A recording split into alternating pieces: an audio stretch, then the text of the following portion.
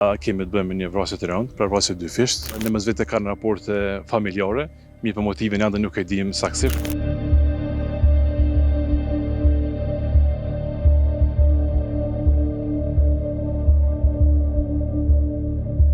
Një vrasje dy fish ka ndodhur mesditën e sotme në fshatin Gollobos të komunës së Malishevës.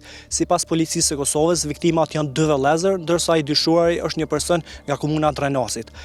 Sipas policisë, gjithashtu është bërë ditur se viktimat dhe i dyshuari kanë lidhje familjare, konkretisht ai është dhëndri i tyre. Kryeprokurori i prokurisë themelore të Gjakovës, Enes Gashi, i cili ishte në vendin e ngjarjes, bëri të ditur se deri më tash nuk dihet ende motivi i vrasjes së dy fisht. Atëherë, sikur se jeni njoftuar deri më tani, kemi të bëjmë një vrasje të rëndë, pra vrasje dy fisht, ku kemi të bëjmë me dy viktima. Kryesi i kësaj vepre penale është ende në arreti dhe policia së bashku me prokurorinë jemi duke ndërmarrë gjitha masat që sa më shpejt identifikohet dhe të sigurohet prezenca e tij.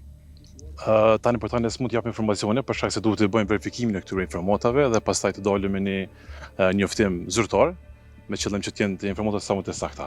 Ajo që mund t'ju them që do thotë në mes vete kanë raporte familjare, mirë për motivin ende nuk e dim saktësisht, kështu që pasi që të marrim dhëna të tjera më të sakta, atëherë do të dalim me një komunikat zyrtare.